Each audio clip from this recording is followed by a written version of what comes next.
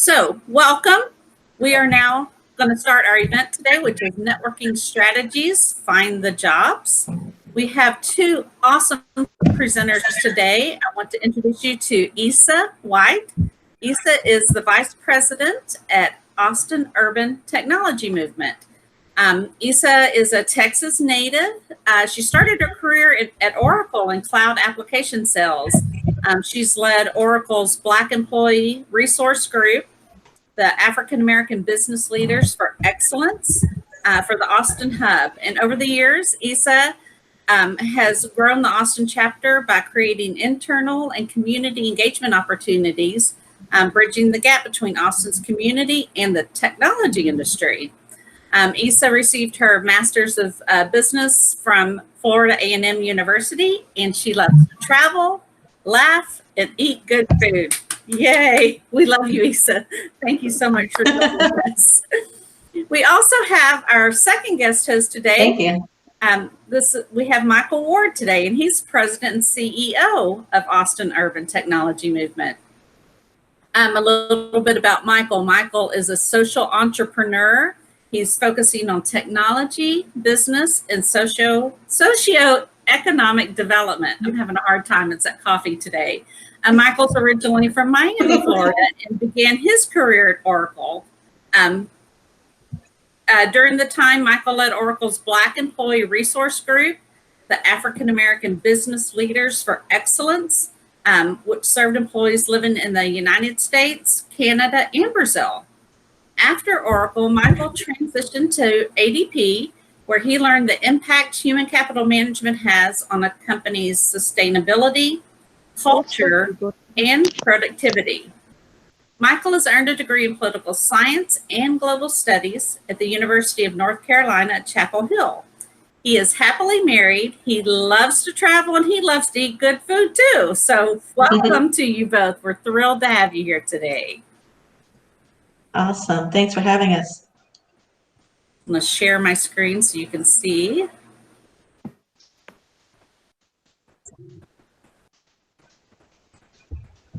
Okay. All set? All set. Let me know if you can see. Yes. Perfect. Yes. Okay. Thank you. Thank you for the introduction.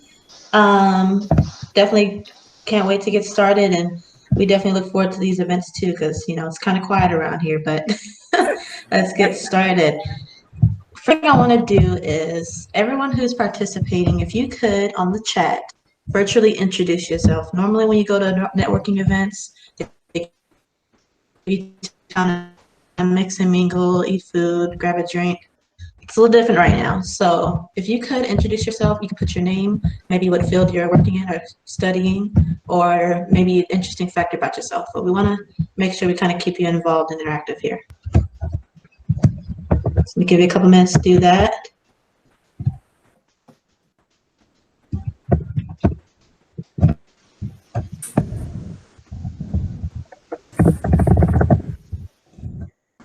I'm going to have to escape full screen for just a moment while I add people to the meeting. Definitely. I have to hop back and forth to add people on, but I'll go right back to the presentation. No problem. No problem. I have it on my end too. So while people are being added and adding your information on, thanks. That's a good idea. Adding your LinkedIn link. As I definitely want to make sure we all keep in contact with each other. After this, maybe you might find somebody in the chat that has the same, expertise as you, or maybe they're studying the same thing, and you didn't see them before, the shutdown, but you see them here on chat. So let's go ahead and get those relationships started. So while y'all are doing that, appreciate you for participating. So I'm going to go ahead and get started. Essentially, you can go to the next slide for the power of networking. Humans are, a lot of our activities based on interaction with each other. And so it's no secret that when it comes to finding out information or sharing opportunities, or maybe even just telling each other about, what you like and don't like, all of that is based on communication and interaction with each other. It's actually also one of the biggest ways to find out jobs, because a lot of things that we find about jobs and opportunities are not being posted. Instead, they're being shared either within the workplace or shared amongst people who have joined network.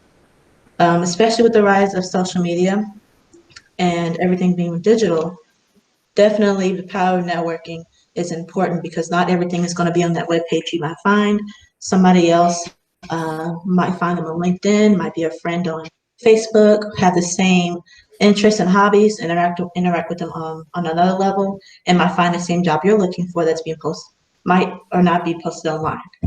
You can go to the next slide. Sure. So what is networking?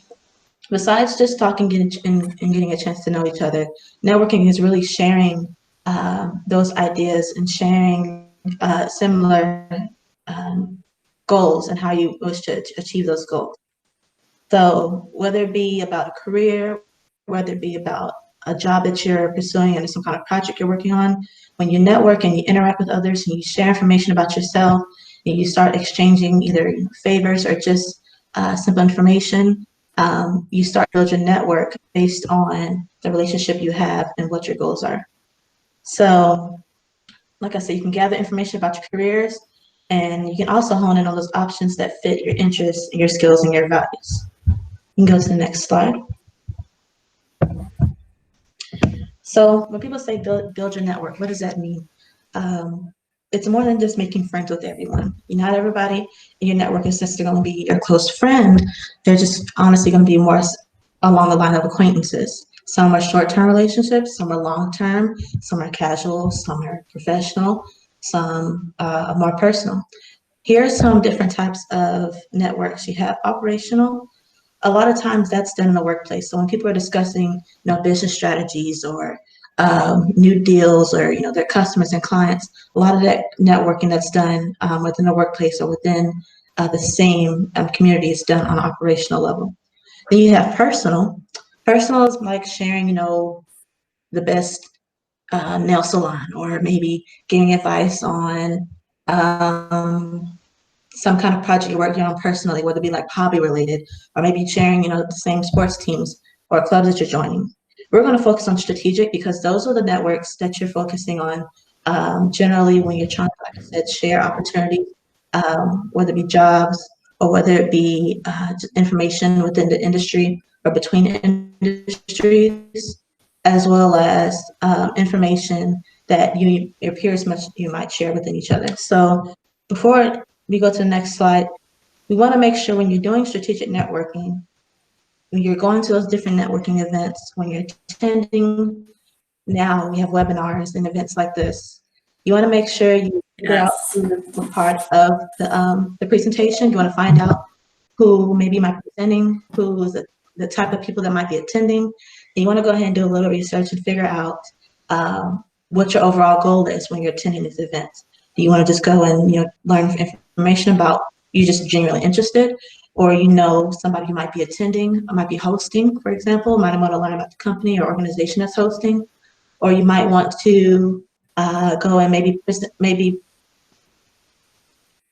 introduce yourself and maybe have an event like that of your own. So you're going to go see what the event is like and maybe take some ideas from there. We can go to the next slide. So then on the power of research, and we really think about networking and what that looks like, you have to remember that when you put when you put effort in moving forward, allow you to put yourself in a better situation. So when we think about research and what that looks like, especially in today's digital age, we are able to take advantage of a lot of the opportunities that we have out there. So the power of research allows you to, number one, find your peers. You go find people that are doing similar work to you or kind of have similar interests, so you could pursue those endeavors together. We have mentors. So maybe you're looking to find someone to offer you advice or kind of give you some type of career guidance as you move forward in your career pathway. And then mentees. So maybe you've been through the path yourself and you're looking to give back. So this provides an opportunity for you to connect with individuals. And when we talk about the power of research, we could leverage Google, we could look at LinkedIn, you could look at Twitter, Facebook, really leverage any type of social media platform that's out there or a search engine to do some real depth analysis about the individuals that you want to establish. So you can see here, we have a quote to the right-hand side. establish a strong network of competent individuals who are talented in areas where your own skills are lacking. So really allow networking to open more doors for you, which then allows you to really build the network and build the relationships that you need. Next slide. And one thing to bring into the next slide, when you're reaching out and we have peers and mentors, those could be potential people that you might work for or work with. So you want to be careful when you have those conversations, because you never want to burn bridges, and those mentors could obviously maybe share information of how people on their level might want you to present yourself or what they're looking for. And mentees could easily be people that might share opportunities with you that you might have missed. So good point, Michael. On the actual interaction, so let's say you're walking into that that happy hour, or you're walking into that presentation, or you're logging into the webinar. You want to make sure that you, like I said, have a goal. At the same time, it's still a natural interaction. So as long as you stick to what you know, as long as you stick to things you're passionate about, that will show more credibility, excuse me, and actually show through and build that trust and build that loyalty that people are looking for when they're meeting other individuals. You don't want to make it a transaction type relationship. You want to make sure that, yeah, you're exchanging ideas and exchanging, opportunities with each other, but it's all based on the natural flow of that relationship. So here on the slide, I have a couple of tips. Be bold, be confident when you walk in or when you log in. You want to introduce yourself, you want to share, and just be transparent with everybody, because you don't know who you don't know. And the energy that you share with them, like I said before, is what really is going to tailor or determine that relationship flows after you meet them. A couple of things I like to do when I'm meeting new people: definitely try to remember their name. That's number one. If anything, it might sound annoying in the beginning, but you say their name as many times naturally, not annoying in an annoying way, but you say their name. I think it's up to 10 times, and you'll commit it to memory. And maybe whatever they share that's specific that makes them stick out, maybe something that's relevant that they just did within the last couple of weeks or so. They might have posted on LinkedIn, or maybe some event they attended that you saw that their company was hosting on their website, something that sticks. And that way, when you see each other again, you can be like, hey, I remember last time we talked, you were working on this project, how's it going? You can build and have more conversations based on natural events or rhythms. So also, biggest thing, the 70-30 rule. You don't want to be the person that's talking somebody's ear off, because that's going to be a total turn off. Nobody's going to remember you. You're going to be remembered as a person who talked too much, but you don't have a chance to actually learn and engage with the other person if you're the one taking over the conversation. So when they mention something, actually just take time to listen, because that way you'll be able to form those real questions that you want to maybe figure out about a job, or not a job, about their career and how they pursued whatever position they're in or whatever they're doing at the time. It'll be more natural if you actually get a chance to just sit and listen and feed off of what they're sharing with you. We can go to the next slide. That's actually a very good tip. You get so excited when you first meet someone that you may talk a little more than you should. So thinking about that 70-30 rule is very good advice. Definitely. And another thing with that is, you don't want to sound salesy. You don't say, hey, I came to this networking event because I'm looking for a job and here's my resume. That's not natural. No. Even if you are, and that's ringing in your mind, you want to make sure that, say, hey, I want to talk to the director of sales, and, okay, director of sales, how did you get, to this position? That's amazing. Pretty sure it took a lot of work. What kind of, roles did you have before this? What are your interests? They're going to tell you, oh, okay, well, your company, I know you're recently done project X, Y, and Z, has that had an impact on you personally? Are you involved? You start talking, and then they see that you're interested. Then they might ask you, later on, we can get to the meetings and the information on the follow-ups. Then you can start having more of those questions that are more targeted towards, what you're really trying to achieve, whether it be pursuing another company for a career or whatever it might be. So on the slide for informational interviews and meetings, let's say you find, like I said, person, the director of, sales at an event, and y'all, kind of kicked it off. You had, some little small talk, but you genuinely seem interested, and they seem interested in, following with you, whether that be over coffee, whether it be LinkedIn messages, or maybe another web call or a phone call, something that's, not as invasive. But what you can do is when you're asking for those next meetings, you want to be very specific and say, hey, I'm glad we talked, at the event. I would love to, continue learning about your career path, and maybe learning more about what your company is doing for X, Y, and Z, whatever. Have something very specific so that you're not wasting their time, and they can readily decide if they want to have that meeting with you or not. A lot of times people take those opportunities, like, hey, you have a cool job, I just want to talk. It's not really informative, and that person who you're trying to meet with, they're a busy person. They're obviously in a position either you're trying to be in, or for a company that you're trying to get on with. So they have things they're doing. You want to make sure you're respectful of their time. So here's some examples when you do get that meeting. And it might not be, like I said, you might be talking to somebody who could be a decision maker in your position, or they could be an influencer, or they could be a potential mentor for you. You want to be, in the beginning, kind of not specific to your job search, but you want to be a little, what's what I'm looking for? Have like a 10,000-foot view of what, your overall conversation is. So some of the examples here, what are the best tech firms in Austin? If you could do it all over again, what would you do? What professional associations do you want to join? Kind of what organizations, what do they do, in their spare time when it comes to community service, things like that. Kind of get to know them, and make it natural. You can go to the next slide. Sure. So when it comes to maintaining that relationship, definitely want to follow up. Networking is not a one-time thing. It's something that is nurtured over time, like any other relationship. You might meet that person at an event. You might not hear from them. You might definitely follow up, but you might not hear from them, and that's fine. But you want to continue to follow up in a respectful manner. If you're just trying to learn about, maybe get some career advice, you can reach out to them on, different mediums that might share with you. But you don't want to, like I said, just contact them once and the next time ask them, saying, hey, can you refer me for a job? It's not natural, and it's actually considerate, with their time. When it comes to relationships, those bonds that you create, like I said, they can form in different areas. It doesn't have to always be, within the office.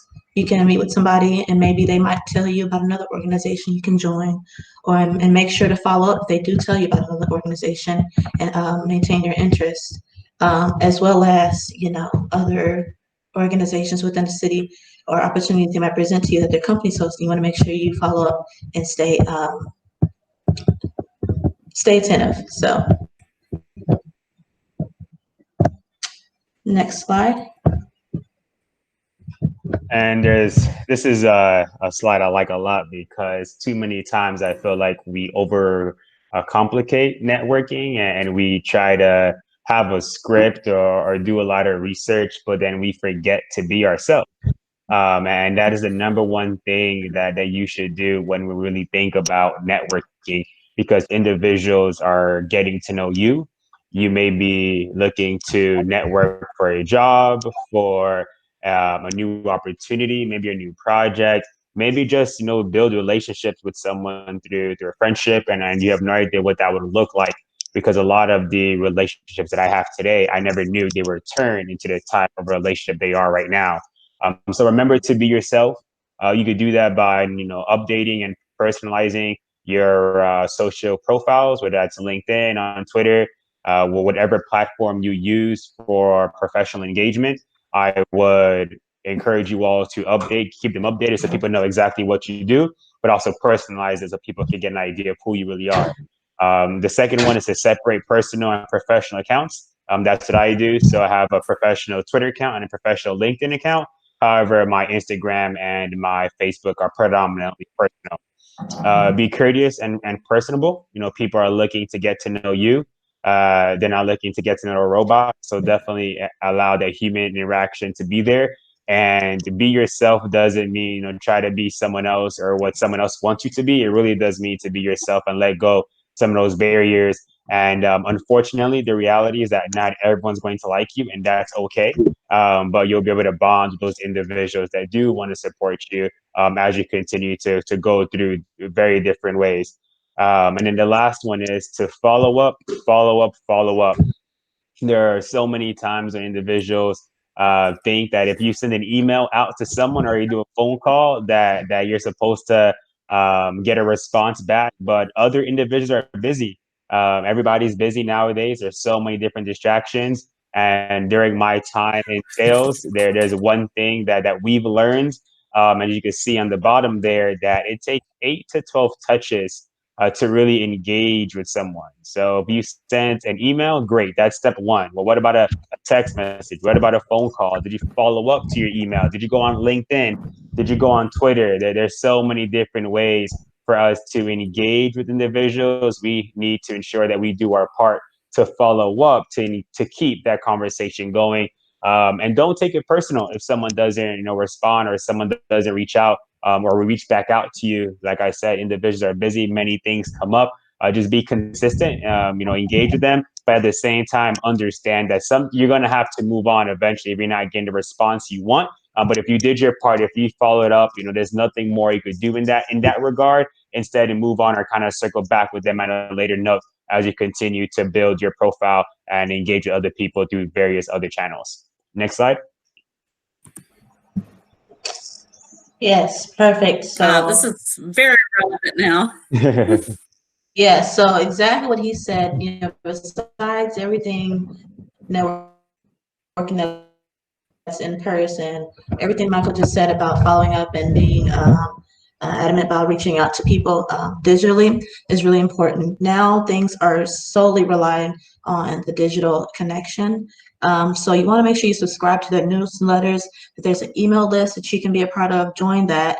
If you want to engage on social media, whether it be LinkedIn, Facebook, Slack, GroupMe, whatever, Google Meets, all these other apps, Meetups, that's another good one. Even some of the organizations here in Austin have their own meetups that they schedule now and then, like you guys, like ACC. So you want to make sure you go ahead and be a part of those, because it's hard to connect with people, obviously, right now, where you're not able to just walk into their office or walk up, to the next networking event and, talk to them. So you want to make sure you're staying up to speed on that. When it comes to webinars, happy hours, community calls, I know people are Zoomed out. I know people are Google Meets, Hangouts. They're tired of all that, but you kind of have to rely on it right now and just stick with it. Hopefully things will get better, but right now, those are your mediums for interacting. When it comes to earlier, Trish, you mentioned about being visible on the camera. That is actually, it's small, but it plays actually pretty large role subconsciously. A lot of people, they want to see you, especially right now, we can't see everybody, Yeah. And so seeing people on the screen helps that much. And it also puts a name with a face. It's fine if you don't have your, camera up now, different environments, I know, or I had my camera down because, I wasn't prepared, but, when you have the chance to, though, at least maybe from those more important meetings, and definitely for interviews, I think, that's a mandatory, but you want to make sure you show your face, at least so they can, match a name with a face and have that, the human connection on a certain level. And follow up, like Michael said, thank you notes are always nice. Handwritten notes, especially if you're doing an interview, they still, stand out. Action items, if they said, hey, I'm going to this event, next week, I'm going to be part of panelists, follow up and go, show up, and if you have questions, maybe you want to further, continue a conversation that you were having, and maybe you couldn't get into detail at that time, but you want to definitely have a conversation, follow up and reference the conversation, reference the event that you're going to, and ask questions and continue to show your interest. And then set up those interviews, those informative interviews. even if it's not the actual interview that you're trying to get to get you to the door, those informative interviews, like I said, because it could be the decision maker, it could be the hiring manager, it makes you more comfortable with interacting with that person in the long run. So it's definitely good for you. Hey, And Issa, we yes. had a question from Mandana I wanted to ask.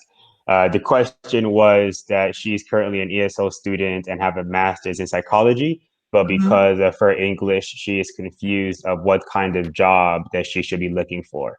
Do you have any recommendations or advice to Mandana? You said master in psychology and you're an ESL student. Um, I think you can still, obviously pursue, the medical side or of psychology. I think right now being an ESL student actually will benefit you because you will have those two languages under your belt, and a lot of people are looking for bilingual professionals in general. I know psychology applies to a lot of sales and marketing roles. It's not just on the medical side; it applies to actually a lot of your PR firms because understanding the mind and how it works affects how we buy and interact with each other.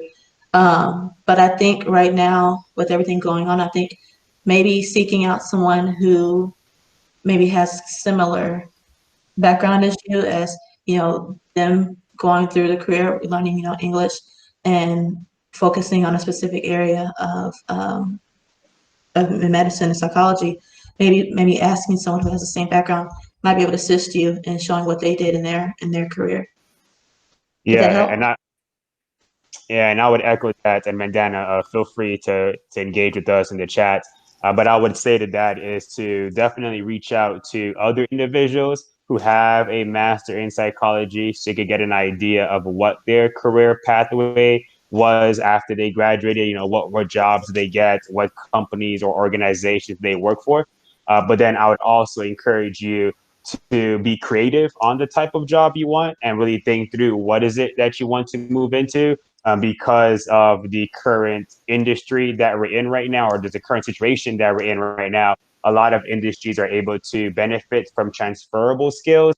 So the only opportunity may not, just be in psychology. You may be able to leverage your psychology degree in other areas such as sales, marketing, human resources, things of that nature.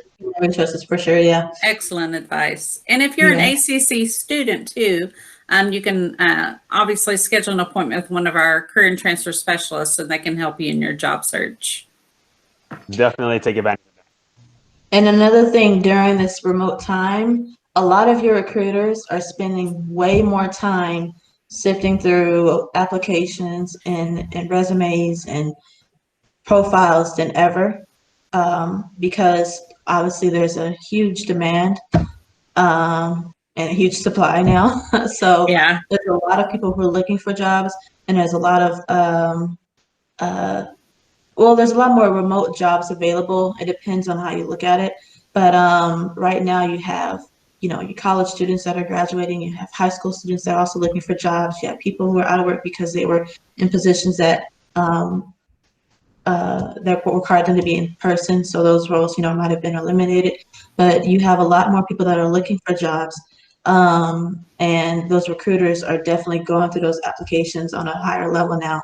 At a faster rate. So you definitely make sure you're visible, even if you're not sure as to what career path you want to take. Maybe I've seen people do it online, on LinkedIn at least. They're very transparent and say, hey, I was just laid off at my job, but I have X, Y, Z transferable skills, and they list their resume. Please contact me if anything, with a little advice. Something like that. So if you're interested, like, hey, I'm not sure, as to what, career path, but maybe you can list some skills that you maybe required and say maybe you're looking for advice. You can go along the lines of looking for advice for career decisions. So that could help you. And on the next slide here, I have some organizations or type of organizations you might want to join to continue building your network. A lot of these can be job related and also outside of the job. My favorite ones, and I'll show my network here in the next slide, but a lot of people meet by volunteering, because that's when you get a chance to see anything community service related. That person, genuine effort, and they're giving back, and it's just an overall positive environment. And also those conversations are a lot more natural because you're sharing interests on ways you like to give back, and ways you like to benefit, the community around you. Hobby related to like your sports, or maybe some, if you're into like card games. I know there's a bridge club my great aunt's part of, so that's a Yeah. huge network. There's cultural organizations, religious, your alumni from ACC. If you want to go to UT, you can start contacting, the alumni there. Same thing with Houston Tilton or any university you decide to attend or college you attend. You definitely want to keep in contact with the Alumni Association, because people graduate or they finish their school and they move all over. And you never know who's out there or who could be in your corner and that would vouch for you, simply based off, mostly based off the fact that you went to the same alumni. And it's not just because you just went to the same school, but they know the caliber of student that you were because they went to the same school. And so they can speak towards that, especially after they get a chance to know you. Employee resource groups and industry specific orgs, those, like I said, it might be professional level. When it comes to maybe joining, for example, Autumn is a more tech related organization, engineering specific, that would be sales specific, and those people in those groups, they might do different forms of a job within those industries, but they communicate because they know, when things shift in the industry, they kind of all feel it and can all communicate and share information on that. I put on their recruiters. I actually started reaching back out to, past recruiters, people that I, turned down maybe not interviews, but opportunities from in the past when I was in college, just, to learn, what is going on, within the company. Cause a lot of things, like I said, might not be posted or they haven't been posted yet, or you don't know what's going on. So recruiters are definitely people you want to keep in contact. So when they start seeing, your names when you apply, and they can associate, their name with somebody, oh, I spoke to Issa last week, seemed like a pretty, decent person, shared some information, and her resume actually, matches all that. This is a great person to know.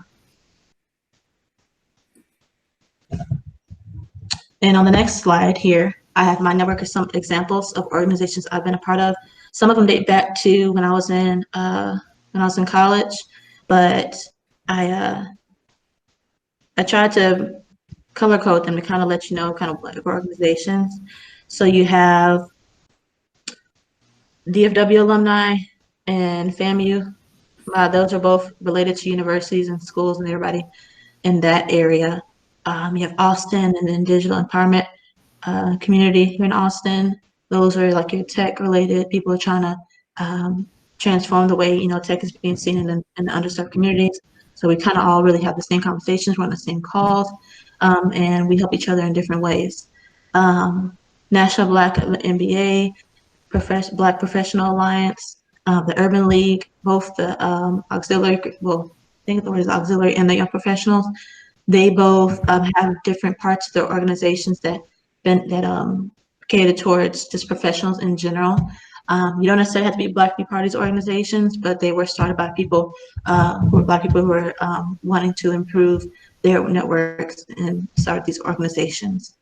I put on their peers and mentors, like I said, people that you meet far in few between, that you might have met at an event, at a social, somebody who is a little more tenured than you, might not be even in the area of business you want to work in, but you had a genuine conversation, they were interested in, they found interest in you, and they were shared some life advice that you might, can use, but they're just someone that you can reach out to, besides, some of your elders in your family or elders that are on your job. And like I said, former recruiters, you never know, some people, they really know what's going on in the company when it comes to the job opportunities. They know when it comes to just how to get in front of the people that are the decision makers, because they obviously know who those people are. But try to, diversify yourself and, get to know different people. Because like I said, you don't know who you don't know. And if you have any questions, this is a good time to open it up for questions. Mike, if you have anything you want to add on. But no, that was beautiful. That was lovely. Yeah, any questions that you all have, please feel free to ask away. It looks like there's some responses in the chat box. I don't know if there's more. Oh, that's Michael. You've been keeping up with the chat box, and I couldn't see that as we were going along as I was sharing my screen. But I encourage everyone on here to not be shy, to ask questions. We invited Michael and Isa because they are networking. I don't know how better to describe it. They have their hands on the pulse of Austin, especially if you're interested in the tech community. That's where the focus is. And if y'all would you tell the students while they're thinking of questions to ask, would you talk about Austin Urban Technology Movement and tell Sure. us more about that? Definitely. So I put what sample question for you all is, what is your biggest challenge with networking? Maybe we could provide some recommendations and solutions to you all if you have any specific hurdles. But overall, the Austin Urban Technology Movement is all around connecting those from the global majority to the tech industry. We want to expose as many individuals to the tech industry as possible. And what we know here in Austin is that not everyone has the same resources nor access nor understanding of what the tech industry really means and the opportunities that exist within the industry. So we do job placement, we do career development, we do networking opportunities, all in order to increase the representation of people from our community within the tech space. And because here in Austin, there are a lot of barriers that prevent people from getting into the tech industry. This is why we connect with Trish, we connect with ACC, with Sandra, with all the different individuals within this space that are doing similar work to really ensure that we're having the impact that we want to have.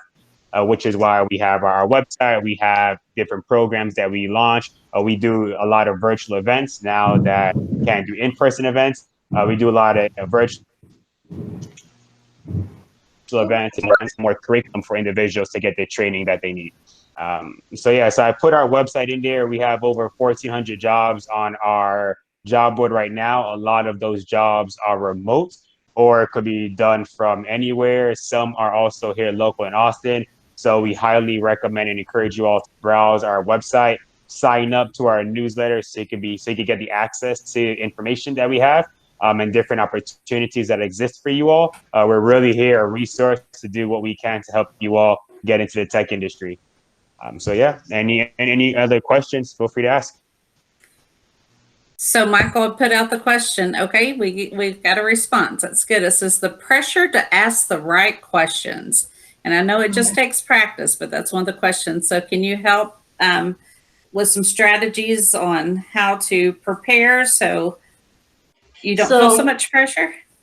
The pressure, is this like during when you first meet the person, or is this, I'm assuming it's when you first meet them. We can go from there. Yes, in person. So let's say, like I said, just be natural, be yourself. If you are attending an event, or let's say you meet them even on the street, something random. If you're looking to meet that person in general, and if you know that, let's say you know who exactly you're trying to talk to, you would like to develop a relationship with, you want to get a chance to do your research and know some background about them first. So when that chance happens, it won't be you won't be as, I guess, flustered because you've been wanting to talk to them anyway. Like I said, try to find some information about what they've maybe done on their LinkedIn, maybe something that they find interesting. Learn about what their interests are, if they are participating in an organization or a club or something like that. Learn about those organizations or those clubs, or even in the company that they work for, to see what gets them going, because they'll be obviously ready to talk about that if there's something they're interested in. And then once they get talking, you just make your questions based off of what they've told you. Now, if you want to maybe, like I said, potentially work for them or work for their company, and you're trying to focus on that side of things, that's going to take a little time, but you want to make sure you build that genuine interest and that genuine have that genuine trust between the person, that is not like too salesy or transactional. You're not just using them to get into the job, because once they become comfortable with you, you become more comfortable with them talking.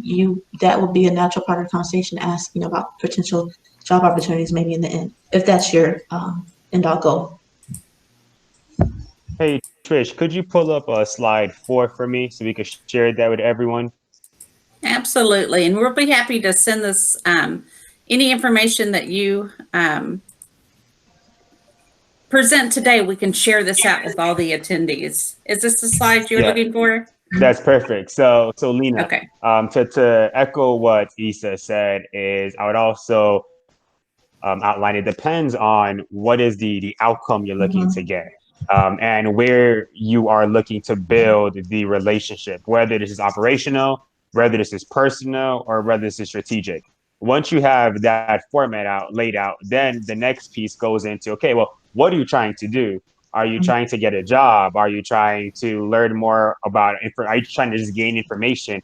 Do you want them to introduce you to someone else? Once you get an idea of where you're looking to go, then from there you can figure out like who exactly you need to know, how can you build that relationship, and what other questions do you have that ties into your ultimate goal. So once you have a clear idea of where they kind of fit into your grand scheme, into your goals, you'll be able to generate the questions that are needed to get the conversation going. And then as the conversation picks up, to Issa's point, then you just ask questions that gets them talking more, that allows you to move closer to your end goal. When I was reading, I found a good quote. It says, "Find ways to invest into them first."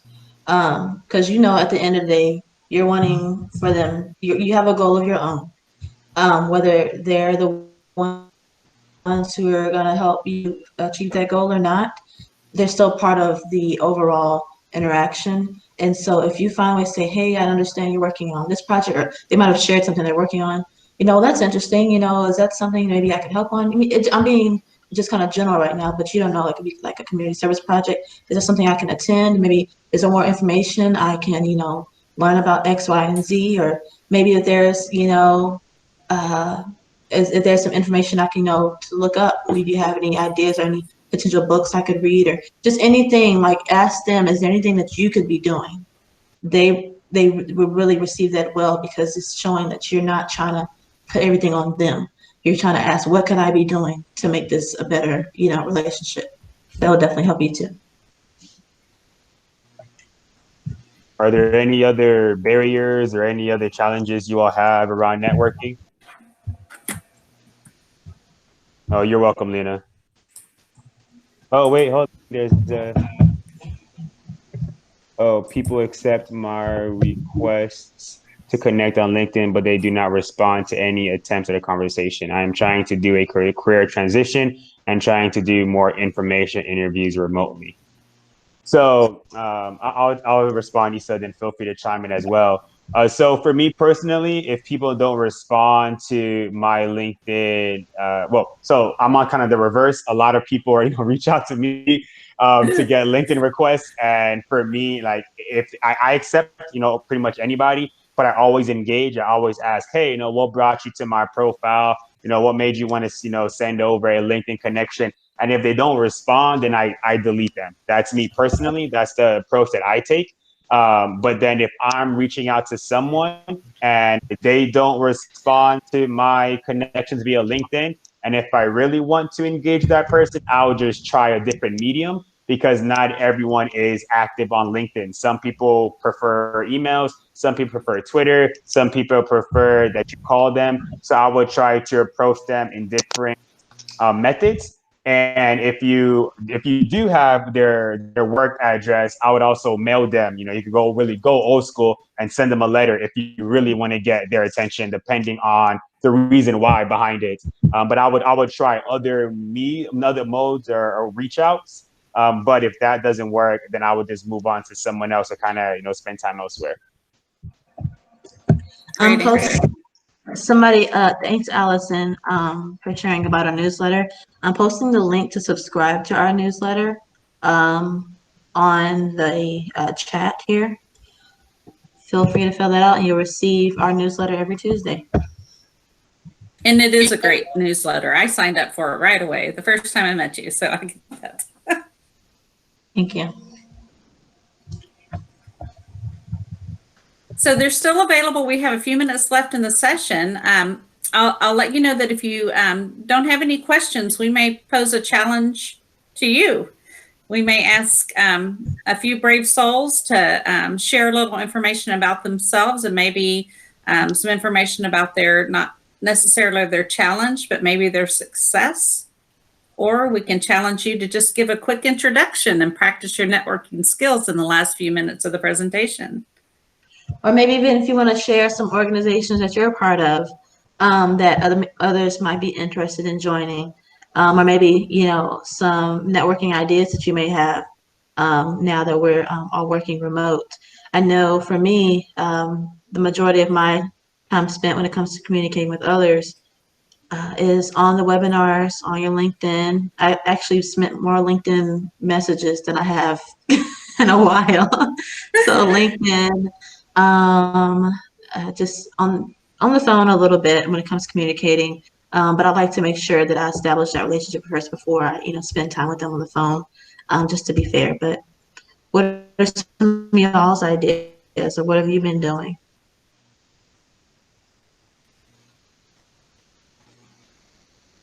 Not everybody at once. No, we might have a bit of a shy group today, and that's okay. What I found too is some people will think of questions they wanted to ask during the session and didn't think to.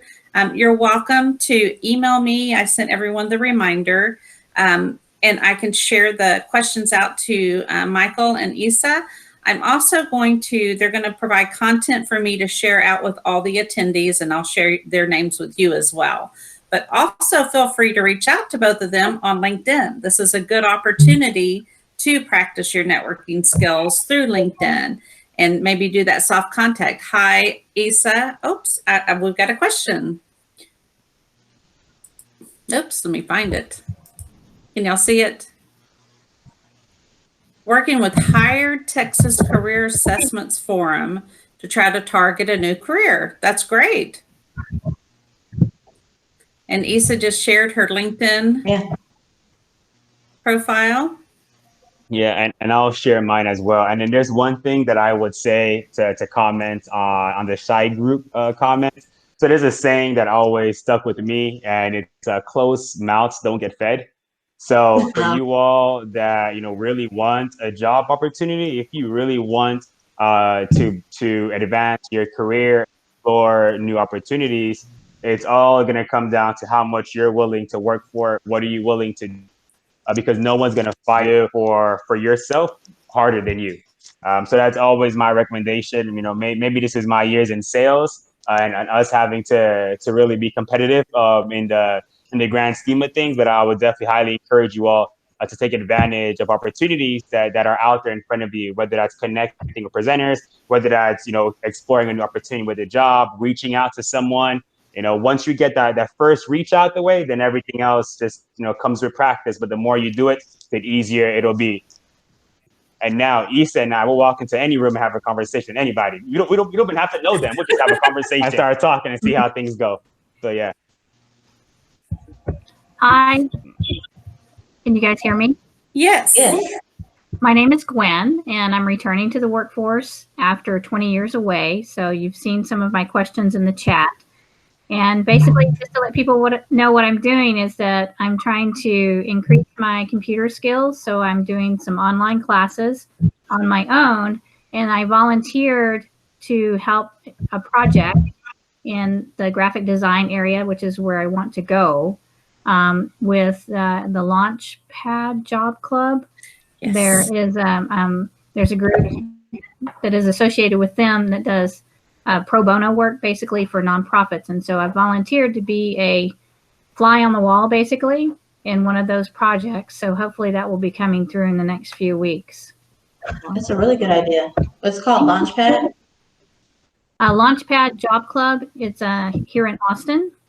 Okay. And I'm sorry, I have to rifle through notes to find the name of the other group that is associated with them that does the pro bono work for nonprofits. Leap to Success, someone popped in and shared that. They do a lot of work that is for like technology, like if a nonprofit needs a new website or they need to add possibly a Pay Me or Fund Me, click on their website, their existing website. They do things like that. That's awesome. And I'll be sure and share that out with everyone too. I'll find it. Okay.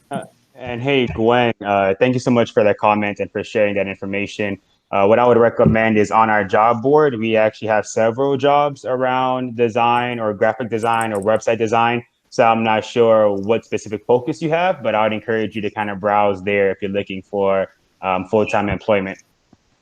Thank you very much. My skills are so limited especially when it comes to maybe web and apps that I'm not sure that I'm ready to apply to anywhere, but I will definitely take a look. I would probably be more on the level of an intern at a very low level, but since I'm not enrolled in college courses, I often don't qualify to even apply for internships. So it's interesting you say that because we are launching our apprenticeships program. So instead of focusing on internship, but actual opportunities that lead to full-time employment. So we don't have an opportunity right now for graphic design in that, but overall, that is the direction that we are moving with all of our career pathways. So we could talk through that some more as more opportunities open up. But another group that I'll think about another name, but there's another group that I know focus on graphic design specifically. I just got to get that name, but as I get them, I'll send that information over to Trish for you. Thank you so much. No problem. I'm after being out of the workforce for 20 years, I don't have those connections. So I'm building the connections through the webinars such as this. So I really appreciate that. We love hearing that.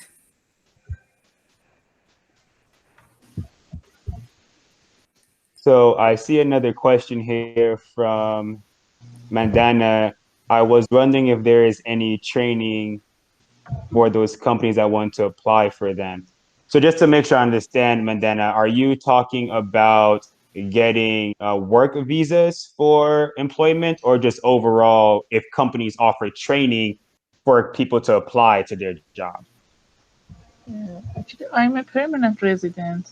I just want to know if I need if there is any training or something like this, because I don't have any insight. What can I do as a psychologist in a company? Because in my country, I used to teach in the universities, but right now, I know I have to switch to another jobs.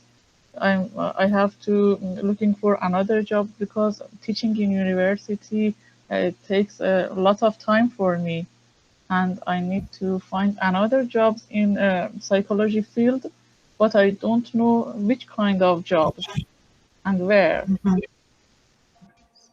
No. Yeah. So, go ahead. Any idea about it? I know for sure. I know ACC, they provide, the Yes, career counseling. Actually, I was at one of your campuses, the one way out in the middle of nowhere. we have a few of those. Elgin, our you're right. campus. Oh, good. Yes. Yes, the one that has the Yes, that's our agricultural Elgin campus. I can't remember the name campus. right now, but Elgin, yeah, thank you, Elgin. So I know that I was just looking around, and they have like services, to help you in different, career fields. So for example, if you're in the psychology area and you want to stay in that field, Trish can probably give you more information, but they definitely have people who can connect you who are more active in those fields. Yes, and we have a couple of programs too that I think may be helpful that I'll share out to you in a separate email. Well, thank you so much. Yeah, no problem. So Allison, I see your question about getting students from American Youth Works more interested in LinkedIn and the networking in general. I remember Oracle did an event that involved American Youth Works maybe 2 Octobers ago. And it was talking about mentorship in general. And I think maybe engaging with companies who like to bring in students that are, focusing in different areas of tech or sales or anything that applies to the job.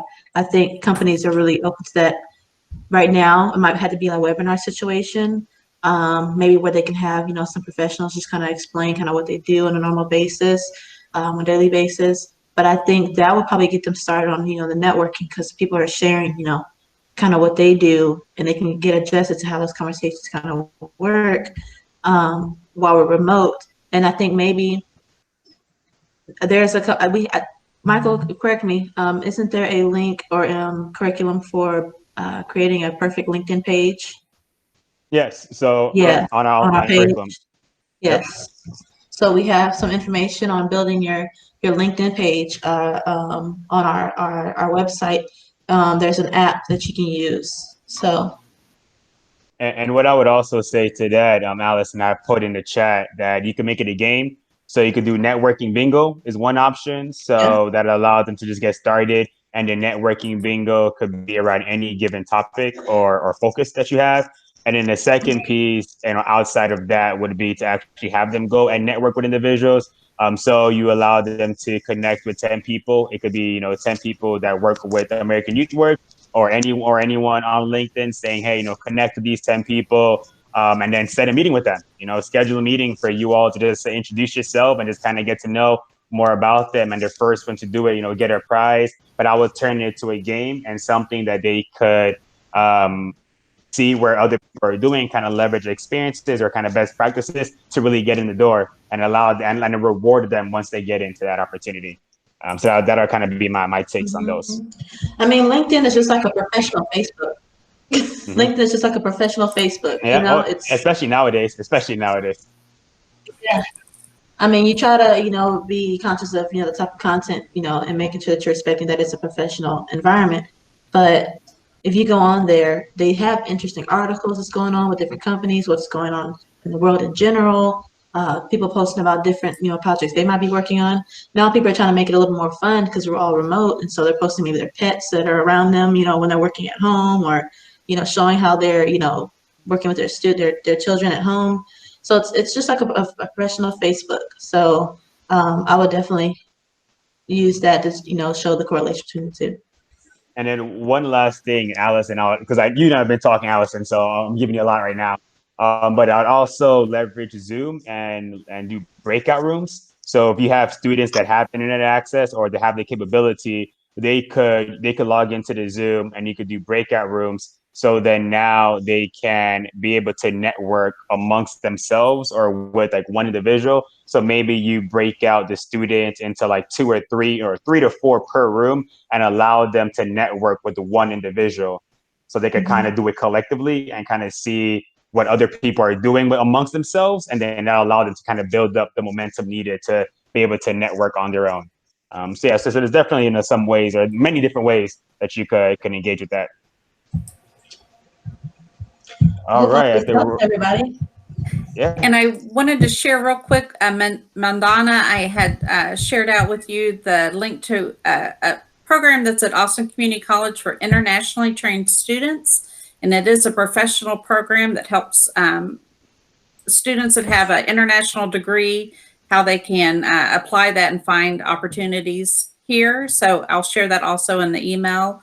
And then under our adult education, we have some under career pathways. I'll share that as well. There's some basic skills training, some digital fluency platforms that they have available. So I'll share that information in the follow-up email.